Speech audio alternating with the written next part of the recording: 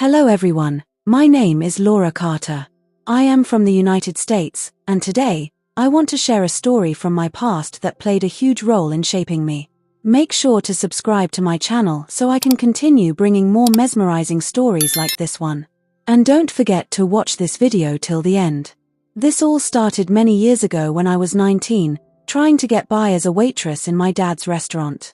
Before this, both my mom and dad had passed away, leaving me with a cruel stepmom who hated me with every breath. I still remember the feeling of dread that washed over me that evening. It's hard to explain, but it was like the weight of the world pressing on my chest. I felt helpless, like everything was slipping through my fingers, and there was nothing I could do to stop it. It was just another day at work, another shift at the restaurant, but this day was different. Something inside me told me that my life was about to change. And I had no idea how. It's an experience I wish I had never gone through, but life doesn't always work out the way we want. Life hasn't been terrible, but it's been one long struggle. I guess you could say I'm used to it, but that doesn't make the pain any less sharp. I was born into a family with a rich history. I thought I had everything, but unfortunately, I didn't. My mom died giving birth to me, and I never had the chance to meet her. I have been told she was beautiful and vibrant, the kind of woman who lights up any room she steps in. But she was gone before I could even look into her eyes. I have spent my whole life wondering why that had to happen, why I didn't get the chance to know the woman who brought me into this world. Then there was my dad. My dad was everything to me. He was a genius, really, a tech engineer. He worked hard and created things that changed lives. He built a legacy. People respected him, and they feared him, all in a quiet, dignified way. He had businesses, properties, hotels, factories, even tech companies, not just in the US, but around the world. To me, he was a king. But just like that, he was taken from me too. It wasn't some heroic death or anything like that. It was sudden, like the calm before the storm.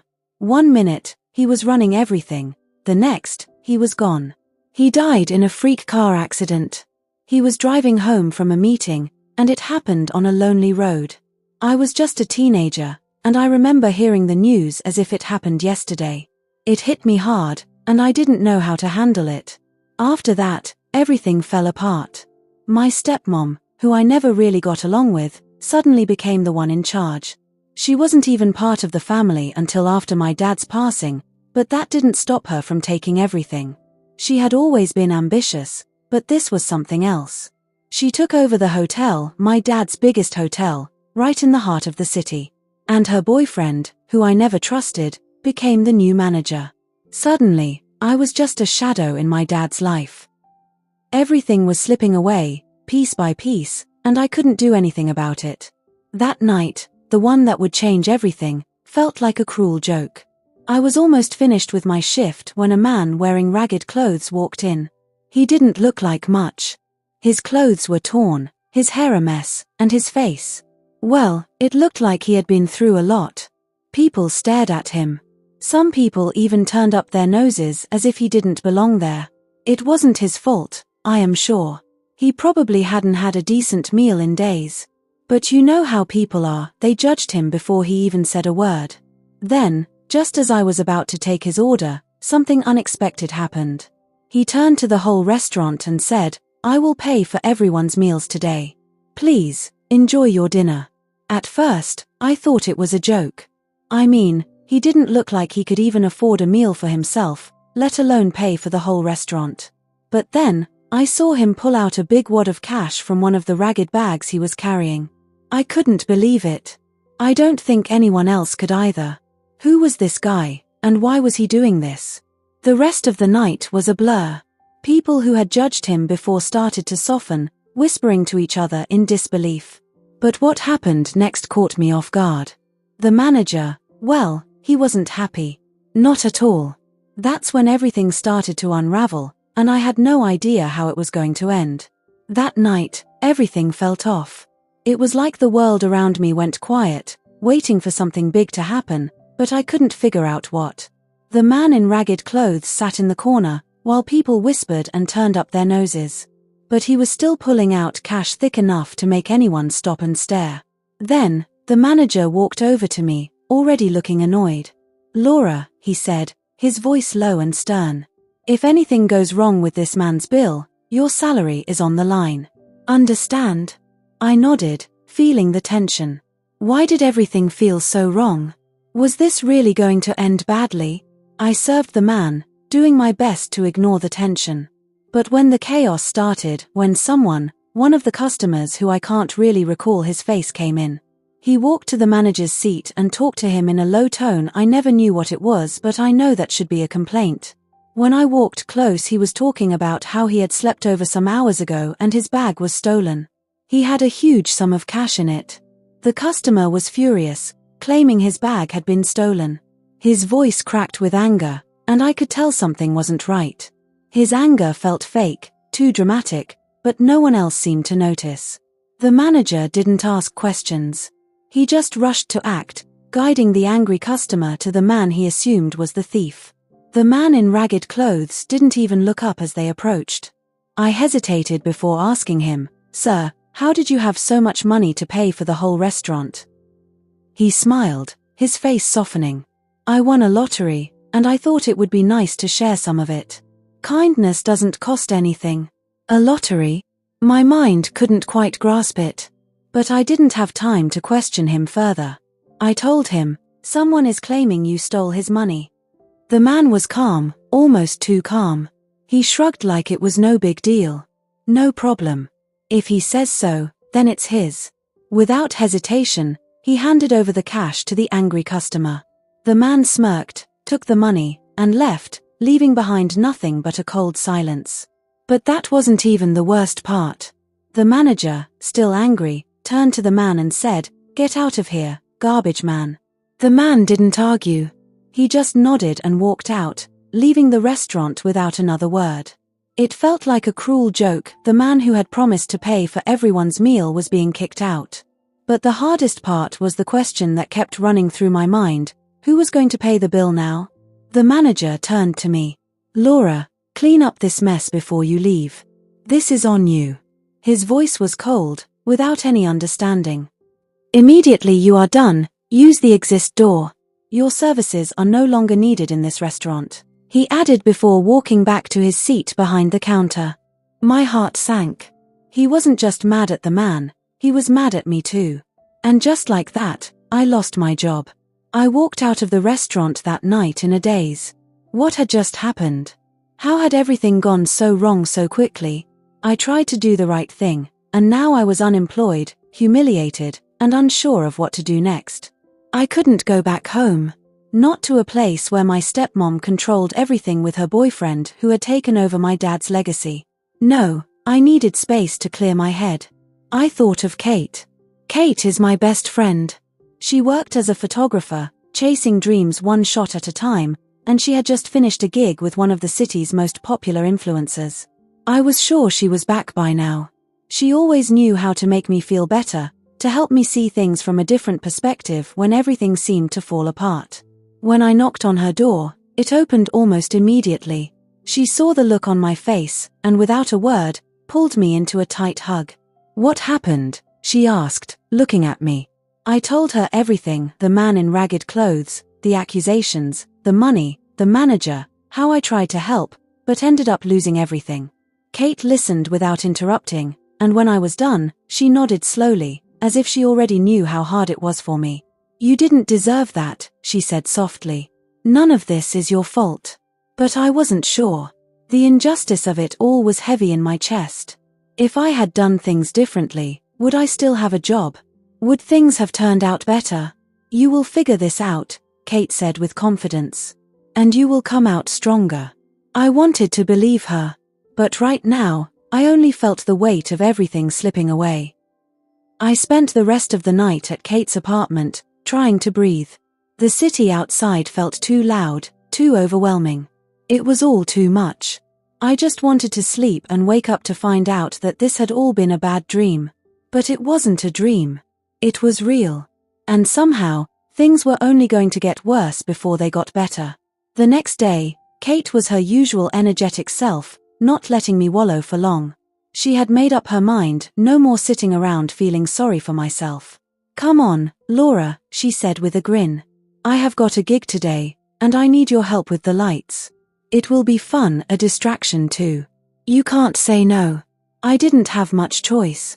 She walked over to the corner where her wardrobe stood and opened it. Her hand brushed past a few other dresses until she found it, a sky blue short dress. She pulled it out and tossed it to me. "Put that on. We are heading out." I caught it with a quick movement, then slipped it on. The fabric was soft and light, it framed me perfectly. As I stood in front of the mirror, I couldn't help but notice how the dress complemented the room. It almost blended with the couch in the living room, like the two were meant to be together. The color of the dress made me stand out, but the way it worked with the couch's deeper tones made the whole space feel warmer and more alive. I looked effortlessly beautiful, and it was like the room itself approved of the change in me. Honestly, Kate could have asked me to walk on fire, and I had probably said yes. She was right. I needed to get out of my head, even if just for a while. The shoot was at a fancy hotel downtown, the kind of place where the floor was so shiny that you could see your reflection. The chandeliers hung down like they belonged in a palace. It felt elegant. It wasn't my world anymore, but it was fun to help Kate behind the scenes, holding the light and making sure every shot looked perfect. It felt good to be useful again, even in a small way. After the shoot, things took an unexpected turn. The influencer we had been working with, this bubbly, energetic woman with more followers than I could imagine, invited us to join her for drinks at the hotel bar. "Come on, girls, join us," she said, flashing a bright smile. "You have been such a big help. The least we can do." Kate, of course, was all in. Free drinks. That's her thing. I hesitated, but before I could say anything, Kate grabbed my arm. "We are going," she said with a wink. "You need this." We entered the big hall where the event was happening. The music was loud, the lights were dim, and the atmosphere was electric. It was packed with people having a good time, couples, influencers, and high-profile guests enjoying the night. Kate and I made our way to the far end of the hall, closer to a corner where one of the city's most popular influencers was dancing alone, clearly enjoying himself. His movements were smooth and confident. He had that aura that commanded attention. Kate, of course, wasn't one to miss a beat. She smiled and flirted a little from a distance, and I saw it, she wasn't ignoring him. After a couple of glasses of wine, which helped dull the noise in my head, I decided I needed a moment away from the crowd. I needed to breathe, to clear my mind before I did anything foolish. Slowly I placed my emptied glass on the fancy table in front of me and looked at Kate. "I will be right back." Kate, who was still eyeing the influencer like he was about to fall into her lap if she waited long enough. I made my way toward the restroom, weaving through the crowd. It was a relief to finally be somewhere quiet. I leaned against the sink, letting the cool air calm me. Just as I was about to turn around, something caught my eye. A figured, tall and broad-shouldered man, with a walk that felt familiar. My heart skipped a beat. Could it really be? Was it possible my stepmom had sent someone after me? I wasn't sure. After a moment, he turned and disappeared back into the crowd. I stood still for a moment, frozen, trying to piece it together. Why was he here? Why did he look at me like that? The whole thing felt wrong. Something didn't add up. This wasn't just a random encounter. I shook myself out of my thoughts and walked back into the hall, heading toward where we had been sitting. But before I could make it all the way, I saw Kate stumbling toward me. Her face was flushed, and her eyes were barely open like she was fighting to stay upright. She had that goofy grin on her face, but it didn't quite make sense. Her steps were slow, almost like she was having trouble keeping her balance. "Let's go, we have a gig tomorrow," she slurred, but it sounded more like a suggestion than something certain. Her breath reeked of alcohol, and I could tell she wasn't fully aware of what she was saying. I reached out and steadied her, offering her my arm. "Let's get you to the ride," I said softly. We walked together, her leaning on me for support as we made our way out of the hotel. The car was waiting outside, and I could only hope she felt better by the time we got to the gig tomorrow. The next morning, I woke up to a surprise. I wasn't even up from bed when my phone buzzed, and I saw an unfamiliar number flashing on the screen.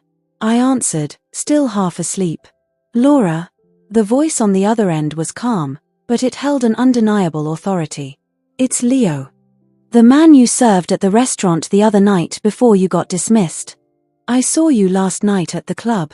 The shock hit me like a wave. It was him. The man I had seen dressed in rags had suddenly transformed into someone else. He was the one calling me now. "I have been looking for you," he continued. His voice was warm but steady. "I wanted to make sure you were okay. I know what happened at the restaurant the other night. I didn't want you to lose your job because of me." My heart skipped a beat. He knew. How had he found out?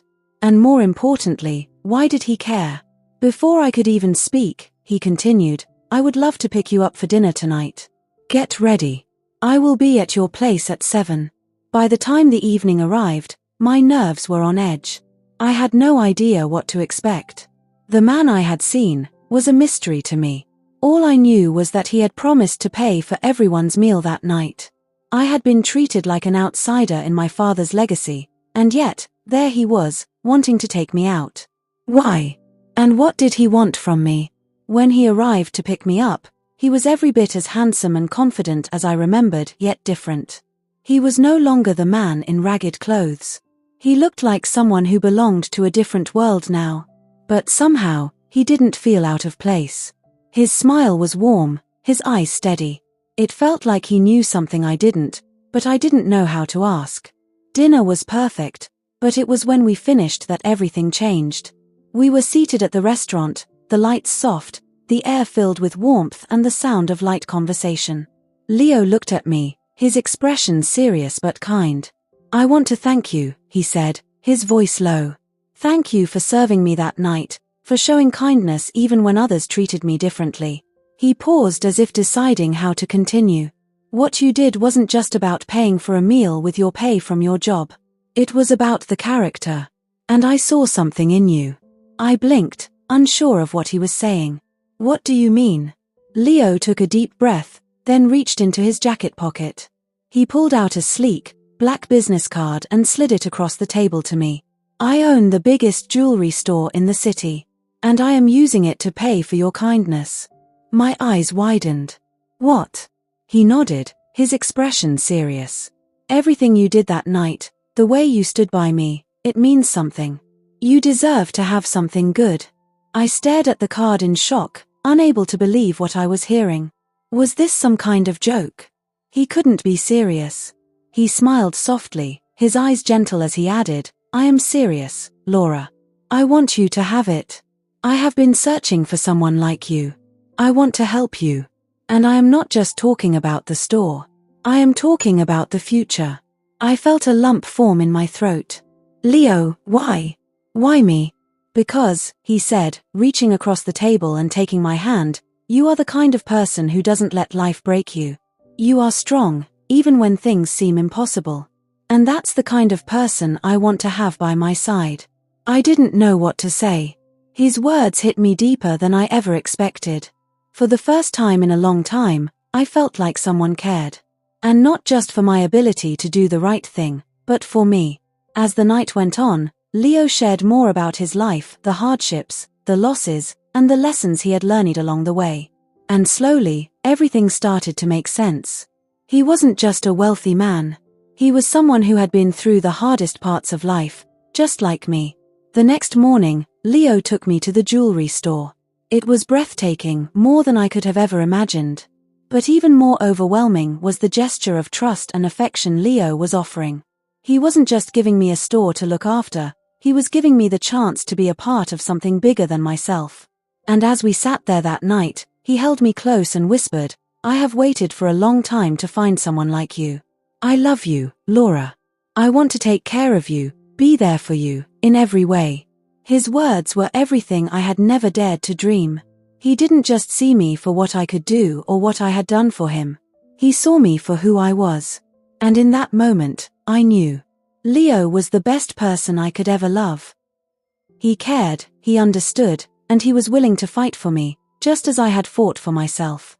Before I knew one of his knees was on the floor, I didn't understand why he was there until he brought out a diamond ring that glowed in the nightlight. Tears instantly welled out of my eyes as I said yes to him. And that night, everything changed. Life was good. Life was ours. Stay safe. And don't forget to subscribe and comment on this video. Thank you.